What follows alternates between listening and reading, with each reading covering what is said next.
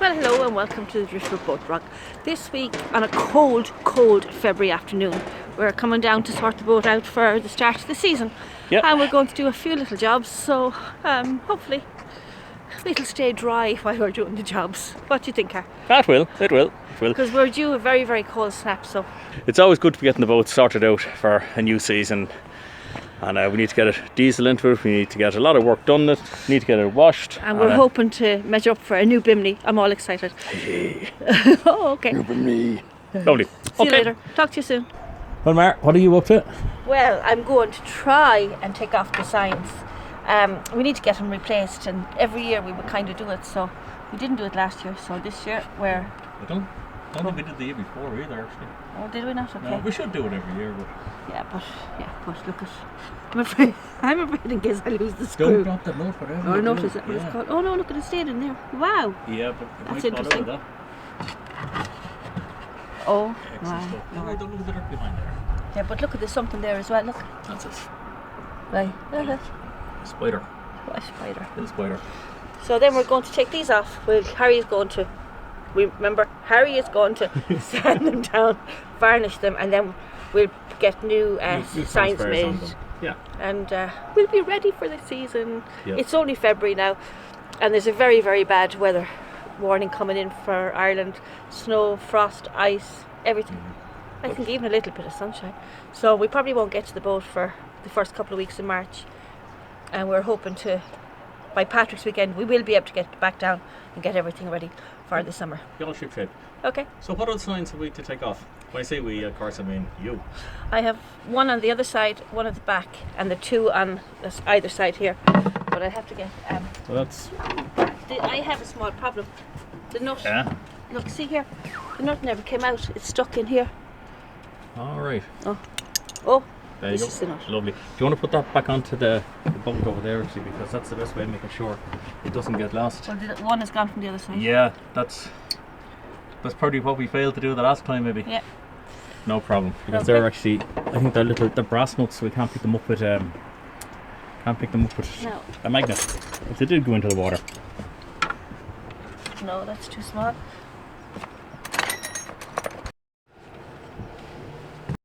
Will I lean over? You lean over there and impersonate somebody who's doing work. Oh no, she doesn't know. There's only... Now whatever you do, don't drop that one. But there is no way in the world we'll save that. They'd be very hard to replace, those nuts. Oh stop, don't be putting pressure on me.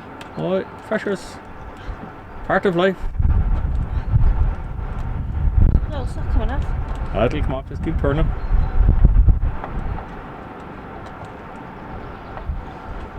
No. No.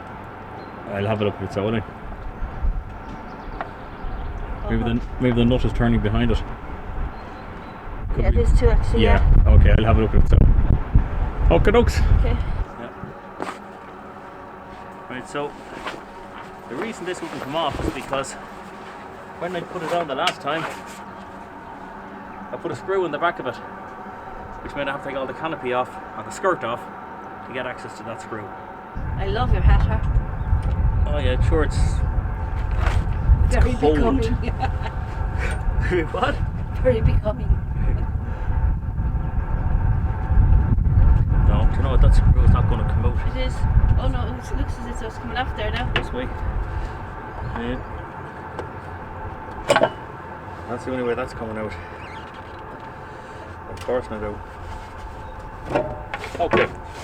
Ta-da, ta-da-da-da-da-da. 3 signs off. 2 more to go. Right, I'll put this back up. Right. So to reinflate my fenders, I'm just going to remove the little plastic bung here, and I have my compressor.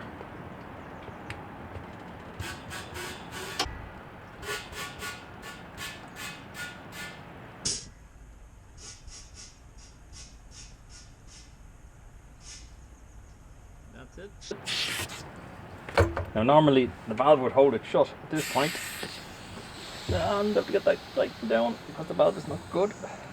As quick as I can. There we go. Yep. That's good. That's another job done. Another day closer to getting out boating. And that's my compressor, Lidl's finest. What do you think? We're measuring up for... Well, we're thinking of getting... we're thinking of getting Bimini. For the hot summers we're hoping to get in Ireland. Yeah. Or it really is to keep the rain off Harry when he's driving. We'll make sure to get a waterproof Bimini. Right, do you want to take that and read down there? I'm going to climb. I'll hang on. I'll get up here first, right?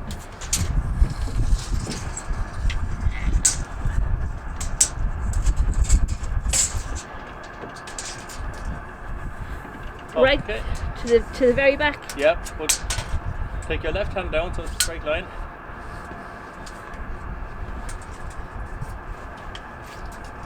If you can move over a little bit here, because the table is in the way. Okay.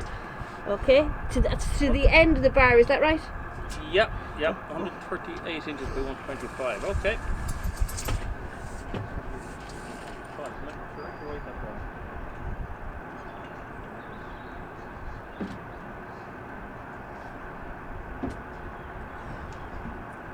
Oh boy. Do you need to get height as well now? Yeah. Do you want to stand there? I'm trying to measure from here up, right? Okay. Go from there.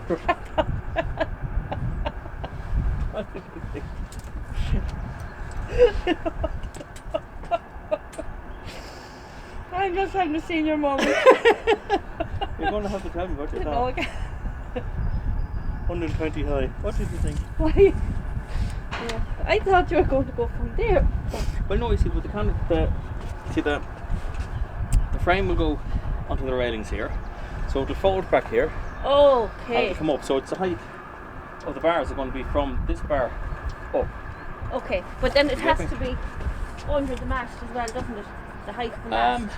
Well, it has. I wouldn't dream of having anything close to the height of the mast. No, it'll be just over our head height, so it won't be much higher than that. What did I say it was? Now, after forgetting, I think it was. I stand here again. I wrote all these down, didn't I? It was 120 centimetres, but the rest in inches, right? So hang on, I'm just going to grab it. Well, look what we got today. We got a new barbecue as well. So it has been all put together now. No, come here. How long is it since we replaced our barbecue? 10 years. Now, don't excuse the state of this because we're in the middle of cleaning up. And this is our new barbecue. Spick and span. Look at this. Oh! Never before on a man's back. No. So far, we're kind of getting ready for the season. Yep. We have our Wi-Fi ready to go. We have our barbecue, which is most important. So we've got Wi-Fi and we've got the barbecue. We've got all the luxuries, so we won't really need any essentials. No, but we just have to maybe in the next couple of days fill up with diesel. Yes. And give the boat a wash. I think inside is okay. Yeah. Just needs a tidy up. Tell everybody about the barbecue that this one replaced. How much we paid for it and when we bought it. We had this before we went to live in France. We took 6 weeks out and we went to France for 6 weeks in 2009. And our barbecue the week before collapsed before we were due to go to France. So we thought, okay, now can we go out and spend a couple of £100 on a barbecue? Or will we go to a market and see can we pick up a second-hand one? So we went for the latter. And we picked up this barbecue, same as, for 10. It was only €2. €2. Sorry, €2. But it wasn't stainless steel. It was a rusty kind of, and we painted it about 4 or 5 times, I'd say. But it done us for the best part of 10 years. Yeah. We did actually put barbecue paint on it, really. Sometimes.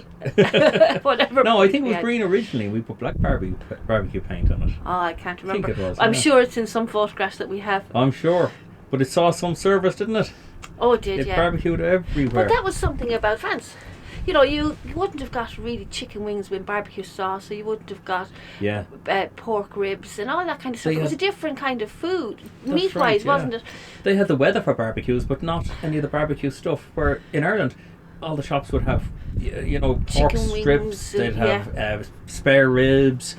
chicken wings done in barbecue sauce, chops and all this stuff. Everything for barbecues except... We don't have the weather. That's it. Yeah. So, Right.